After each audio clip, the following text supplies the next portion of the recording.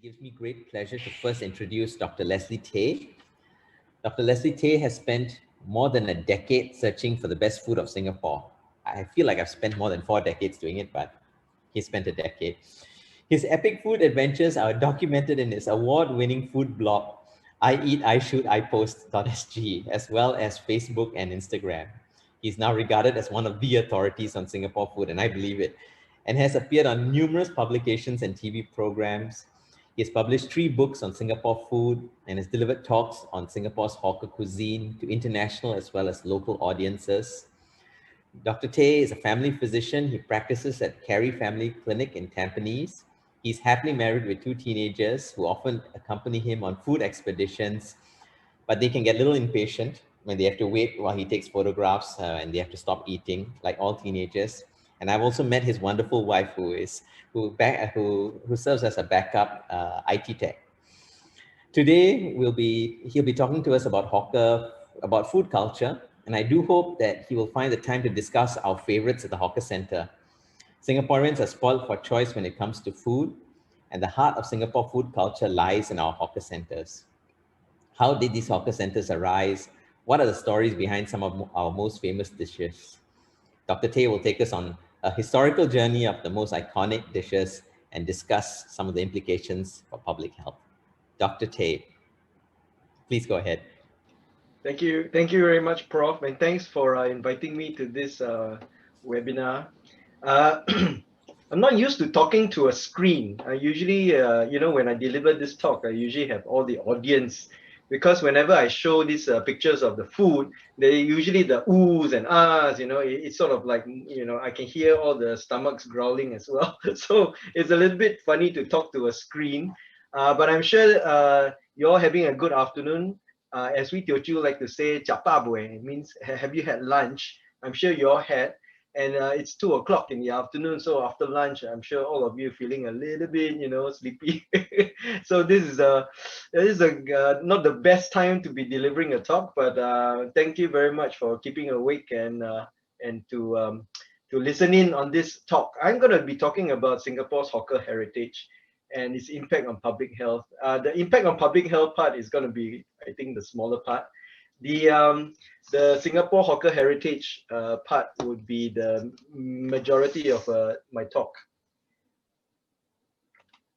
So, first question: what are the top 10 Singapore hawker dishes? I'm not sure whether the participants in this webinar. Sorry, I'm not sure whether the participants in this webinar can participate. But if there's any way for you all to maybe have a think about your top 3 dishes. Like if you're talking about Singapore hawker food, right? What are the 3 most important dishes to you? As in, if you had spent a month in Switzerland or France or Italy or the US and you come back to Singapore, what are the first 3 dishes that you will go out and try to find? Okay, think about it, and if you can, put something in your chat or however we do it. Yes, Cindy Go has got chicken rice. Okay, is that all? I'm sure there are many of you down there. We can just share maybe even just the top 1 dish that you are going to be looking for the first thing you come back to Singapore. Hokkien Mee, I see Hokkien Mee, good. Hainanese chicken rice, Hokkien Mee, rojak, bak chor mee, good. Laksa, wow, prata, bak kut teh. You're making us hungry. Oyster, omelette, mee pok. Oh, laksa, yes. I see chicken rice, hor fun, claypot rice, char kway teow, Kaylin. Kaylin likes char kway teow. Mona likes char kway teow. Good. Selena likes chicken rice, mee pok, coconut. What? Coconut? Just coconut only. Agnes, we got mee siam. Oh, mee siam is one of those less popular, but still very much part of Singapore food. Carrot cake. I got mee rebus. Satay, yes, that's one of my favorites. Carrot cake. I'm sure y'all can see everybody else's response also, right? Chili crab, we are all running in. You see how much our food, motivates us when we talk about food. If you're, a Singaporean overseas, when you start talking, you meet up when you're overseas, and I lived in overseas for about 10 years, almost 10 years. And every time you meet another Singaporean, invariably you talk about food. So our food are very much a part of our culture. So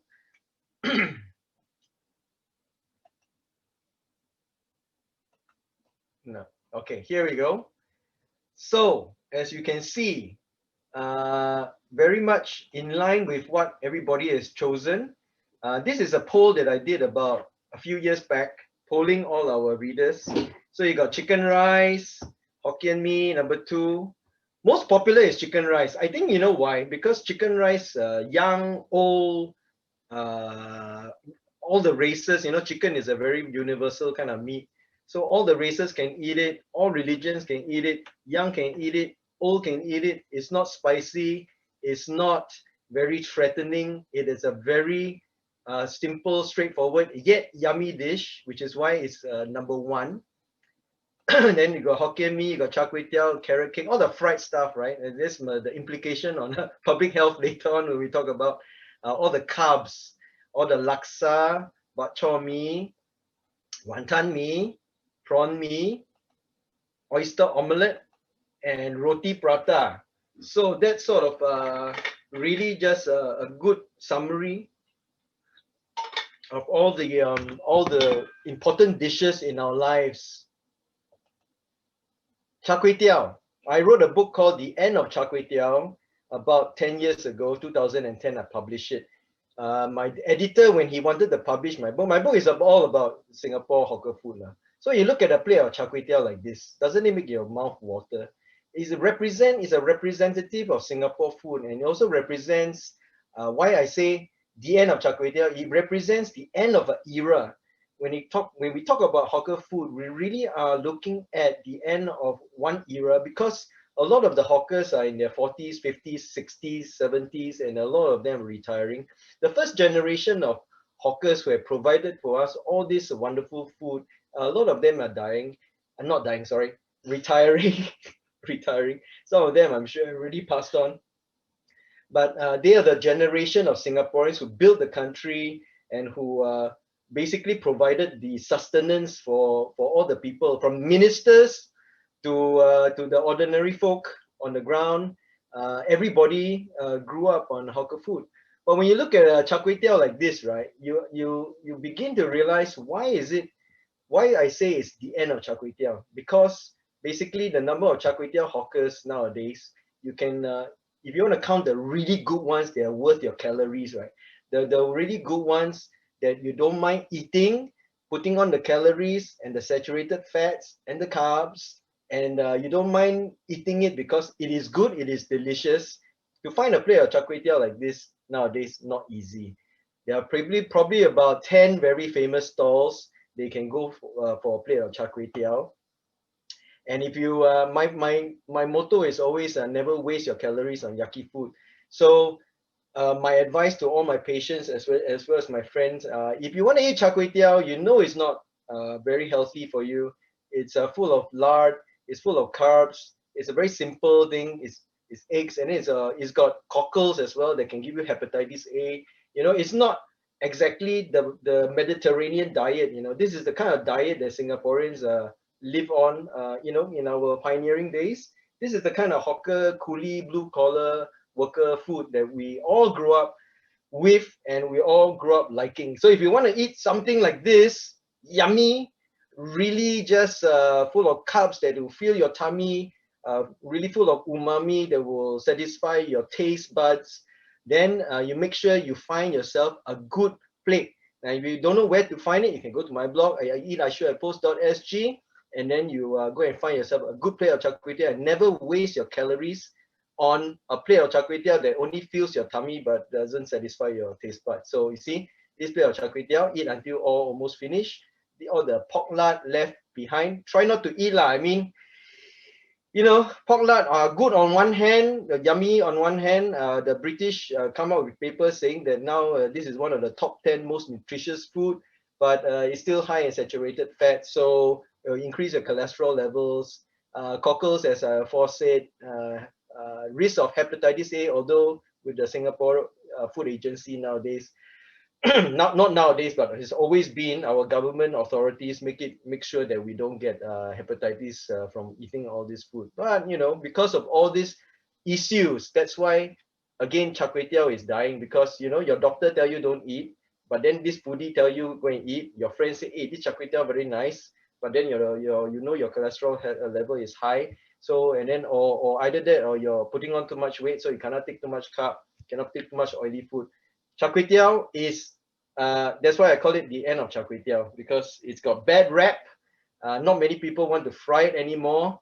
And so in the last 10 years since I wrote the book, The End of Char Kway Teow, unfortunately, there hasn't been a new upcoming young char kway teow hawker. And that is a fact. If they are there, I would have found them. Because every time I hear of young people going out to fry char kway teow, I'll go and look for them. I'll try to encourage them. Because if you are a young hawker frying char kway teow, you are rarer than a panda. Rarer than a panda. You're only, a handful, maybe one or two in the whole world, okay, who can fry this dish properly. Okay, let's move on from char kway teow. Let's talk about where our ancestors, forefathers come from. So as you know, we have an indigenous Malay population. And then, in the 1800s or so, all the Chinese came from southern part of China, and they came across Nanyang, right? We've got the Hokkiens, the biggest population. And then the Teochew, the second biggest population. They're all coastal towns in the southern part of China. And then, of course, the Cantonese came, and the Hainanese. So these are the main big four population, and these are the people that are responsible for over 90% of our Chinese style hawker food. And of course, we have the Hakka as well. Don't forget Hakka. Hakka is very important because our first family background is Hakka. And then, of course, we have the Indians coming from the southern part of India, from Chennai, from Kerala, and they came across because of the British. British brought them over as workers. And so these are the people, together with our local Malay population, they form the majority of the people in Singapore. And of course, the food and all the food cultures that they bring from their homeland into our little island get meld together into what it is today, right? Grandfather used to tell me, my father used to tell me, my grandfather came from China with nothing more than a small sack and an extra set of clothes. And that is really true. Last year, I went back to my village in Teochew, and I found my grandfather's village. And really, China was so poor in the late 1800s or early 20th century. All these people really just came with nothing just to find a living in Singapore. And immigrants, when they come to a new country, the two jobs, we can't find a job as a coolie, or you're out of work. What do? You go and sell food. You see on the right hand side. We can't up. We can up? Can we highlight it? You can point to people. Yeah. Can see. Oh, can you see? Okay. Yeah, See. So this guy here is selling food lah, right? So if you don't know what to do with, you're in a foreign country, you don't know what to do, you sell food, or you go and drive Grab lah. So this is the Grab driver of the past. This is a rickshaw puller. So society has always been like that. These are the two kinds of work that people gravitate to. Especially now also COVID-19 situation. You see a lot of people actually going into hawker, because it is easy to do. It is something that is got a very low barriers to entry. You go and get a NEA hawker stall for a few hundred or few $1,000s just to rent the stall. Then you sell something that you're passionate about. And that's how our hawkers in the past came about as well. That's how our hawker culture is born. Here's to progress.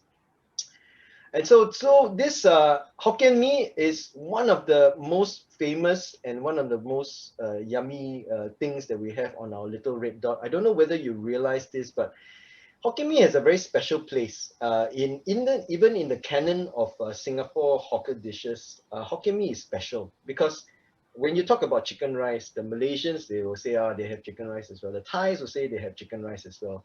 Even char kway teow, Penang always say they have their own char kway teow. Laksa, they all have also. But when it comes to Hokkien fried mee, this plate of noodles is Singapore is the only real place in the world that this plate of noodles you can find in such quantity and such quality and such flavor.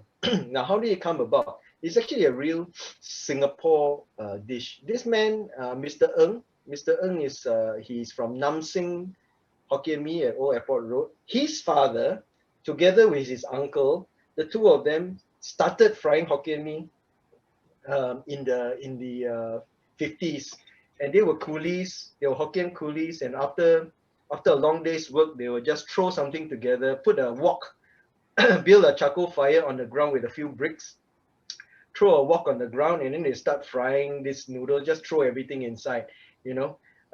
Near the new 7-story hotel area in Rochor, which is why at first it was called Rochor Mee. Some people even call it just ground. In Hokkien, they call Toka Mee because it was fried on the floor. And they became famous. And so all these two men went off and opened a little stall selling Hokkien fried noodles. And Mr. Ng has been frying these noodles now for 54 years.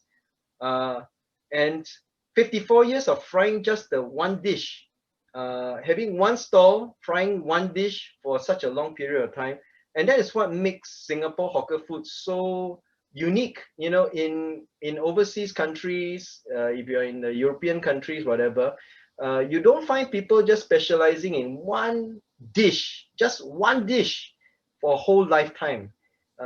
And so he has 54 years to perfect his frying skill for this just one dish, which is what makes Singapore, hawker culture so important to us, because this is what defines who we are.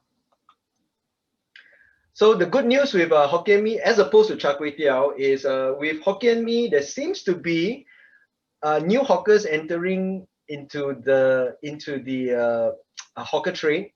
This gentleman here, he runs a Hokkien Mee stall in Lorong 7, Toa Payoh, called Hokkien Man Hokkien Mee, because he is Hokkien. So he used to be a fine dining chef at Les Amis, and he ditched the fine dining chef's apron to don on a hawker's apron, and he started to produce this plate of Hokkien Mee using Western skills of making stock, and having his ideas of what makes the Hokkien Mee, how to perfect this very traditional dish. So when it comes to Hokkien Mee, I think there is a future for Hokkien Mee, but unfortunately for our poor Char Kway Teow, it's still looking very bleak. So some dishes are doing well, and some dishes are not doing so well. So as you all know, this hawker culture of ours is so important. Our government has put it up for the UNESCO list of intangible heritage, and it looks like the latest news is that we are almost going to get it, because the expert panel has already recommended it to UNESCO to be put into the UNESCO list of intangible heritage. So it looks like we are going to get it very soon, and that will be good news for all our hawkers who have worked so hard to really build this hawker culture, and giving us Singaporeans this particular thing that we all know. When it comes to culture, we all know what it is, but it's sometimes very difficult to put your finger on what it really is. But the hawker culture, what it really is being able to go to this place called a hawker center, coffee shop, whatever, and then knowing that you're going to find a lot of stalls selling lots of food at a very cheap price, and knowing that you'll have tables that are fixed there with chairs that are fixed, and knowing how to chop your seat. You know that when you go to a hawker center, first thing is to find a table, chop your seat, and then everybody go and line up for their food. And then you know how to spot the good hawker store from the from not so good hawker store.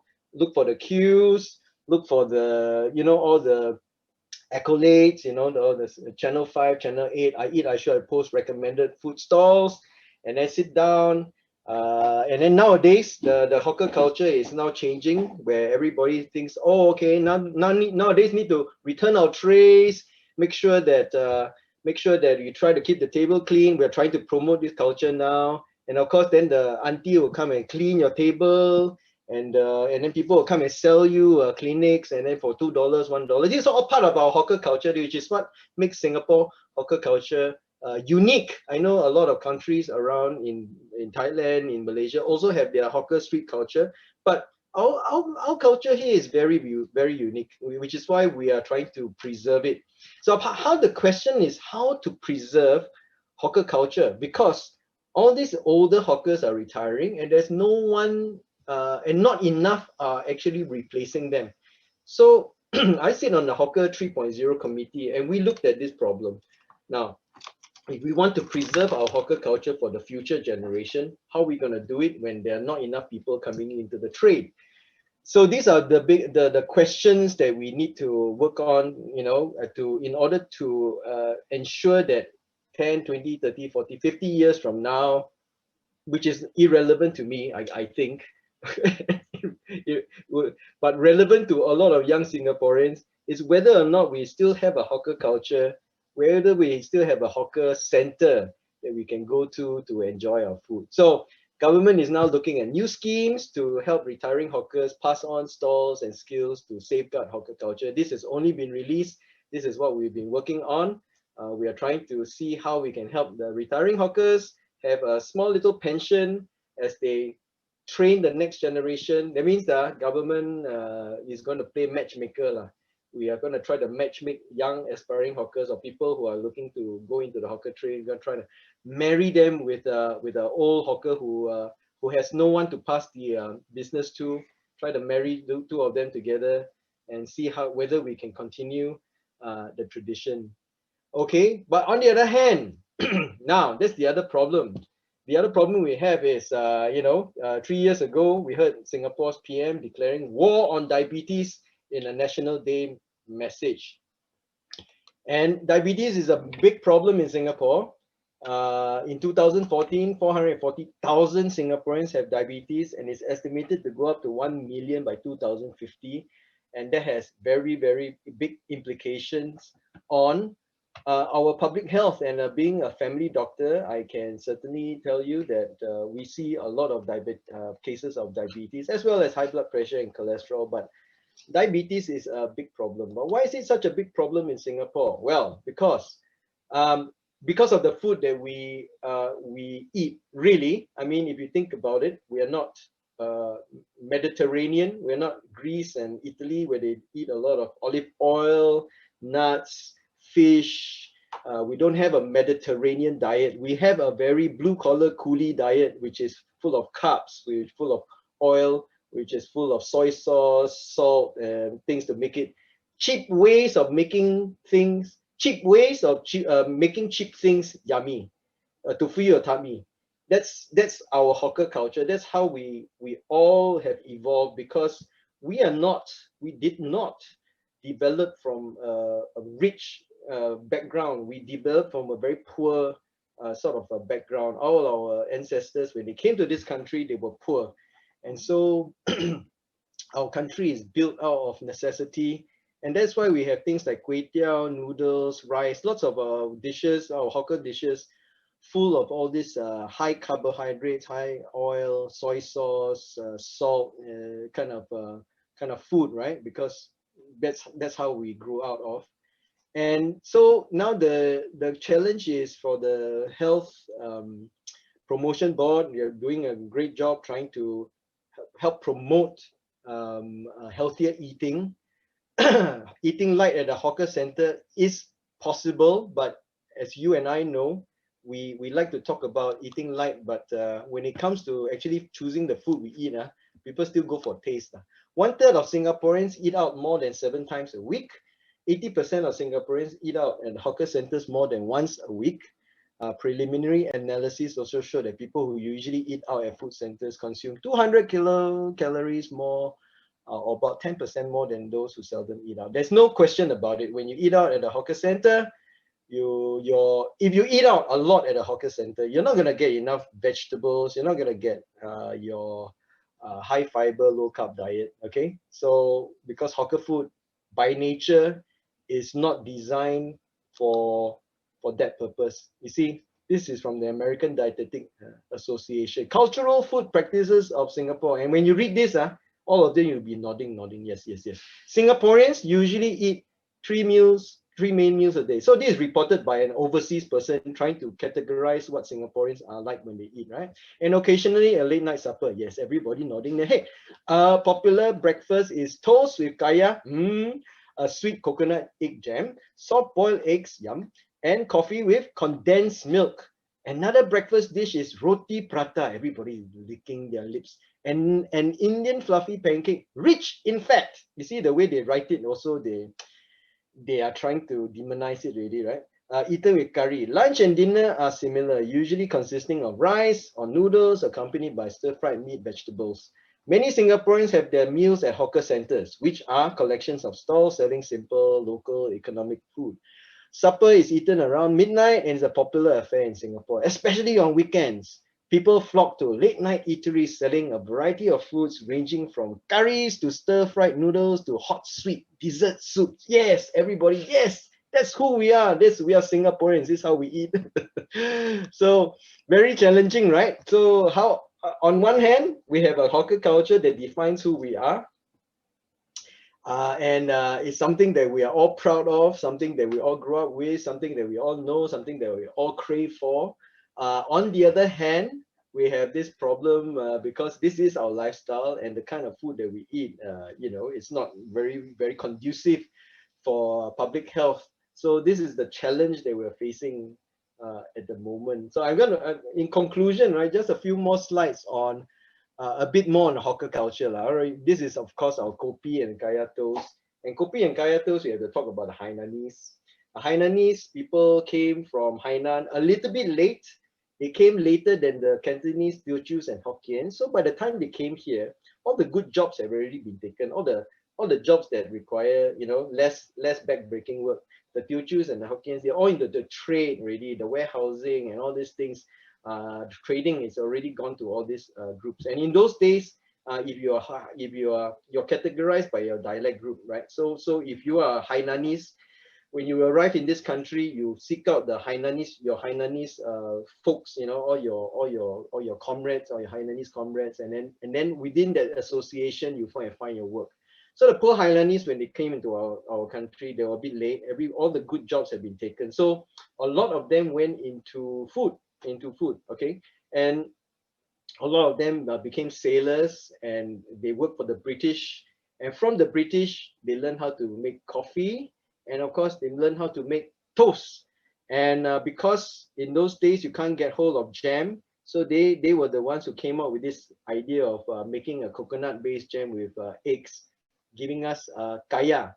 So we have the Hainanese to thank for our favorite classic Singapore breakfast of kopi and kaya toast.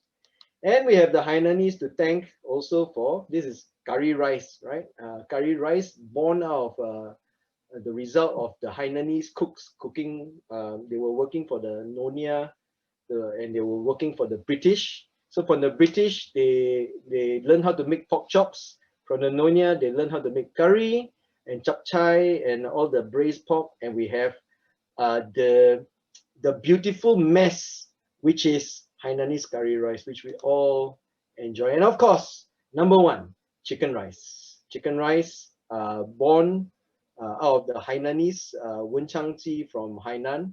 It was in the 50s that this dish got popular. It got popular because of a man called Moli Tui.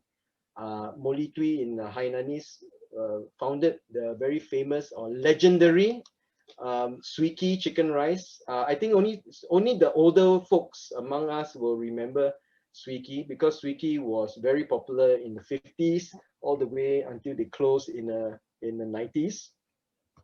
And in those days, when you talk about chicken rice and where's the best chicken rice in Singapore, it is undisputed. It is undisputed that Swee has the very best chicken rice. And because of Swee, chicken rice became popular in Singapore. and because of Swiki, and because it's popular in Singapore, and this is a bit controversial, and because it's popular in Singapore, the countries around us start to copy, right? And but it was us. We invented chicken rice. We popularized it, the way of eating chicken rice. It is a Singaporean dish, and it deserves its place as #1. So with that, I'm going to end the talk and thank everyone for your attention this afternoon.